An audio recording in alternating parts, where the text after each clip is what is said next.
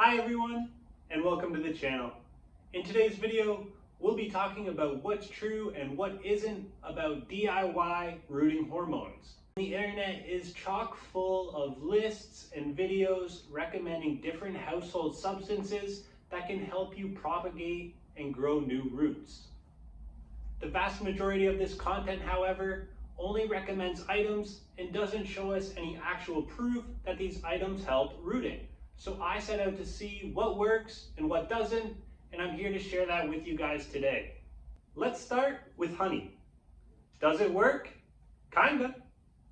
Much of the content promoting honey will tell you to add it to boiling water, then propagate your plants in that mixture once it cools. This is an absolutely terrible idea. I very quickly had mold growth in that mixture when I attempted this, and those cuttings did not grow any roots. The dip method, where we simply dip our stem into honey, does work. Tomato cuttings I propagated with a honey dip grew more roots faster than my water-based controls. It's also important to note that we need to use raw, unpasteurized honey.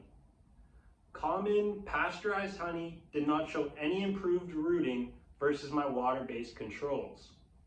Next up, aloe vera. Does it work? Not really. Aloe vera gel contains salicylic acid, which has been proven to enhance rooting success and speed in academic research. For a DIY substitute, we can cut a leaf of an aloe plant, scrape out the gel, and use this gel to treat our stem cutting before propagation. I tested 6 aloe treated plants versus 6 water controls.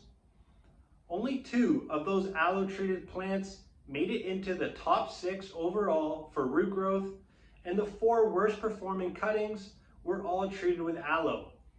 My aloe treated plants also suffered from foliage wilt, which the control plants did not. This does not seem to work. Third, we have aspirin, or acetylsalicylic acid. Does it work? Hell no.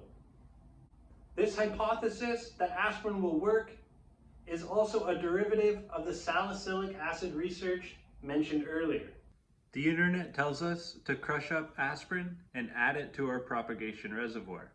I started with 1 tablet, which was unable to fully dissolve and instead stuck to my stems. The foliage on these plants began to wilt, and they did not root as fast as the water control counterparts. Adding a half tablet to my reservoir reduced those foliage effects, but I still didn't see any positive signs of growth versus my water controls. This seems like it either doesn't work or hurts the plants. Fourth, we have cinnamon. Does it work? Yeah. Dipping stem ends in cinnamon before propagation seemed helpful in my trials. The cinnamon plants seem to develop more roots further up along the stems, giving them an edge on their water control counterparts. This method is easy, straightforward, and seems to actually have a positive impact. Fifth, apple cider vinegar. Does it work? No! The internet will tell you to add a small amount of apple cider vinegar to your reservoir or dip your stems in it before propagation. I tried multiple apple cider vinegars and both of them slowed root growth versus my water controls. Lastly, saliva. Does it work? I doubt it. Apparently, giving your stems a good lick will help ward off disease and improve root growth. I saw no signs of this in my limited trials. In comparison to some of the previously mentioned substances, a quick lick did not have any ill effects on my cuttings, but there were no clear benefits. Saliva is 99% water anyways, so we really can't expect this to have much of an impact.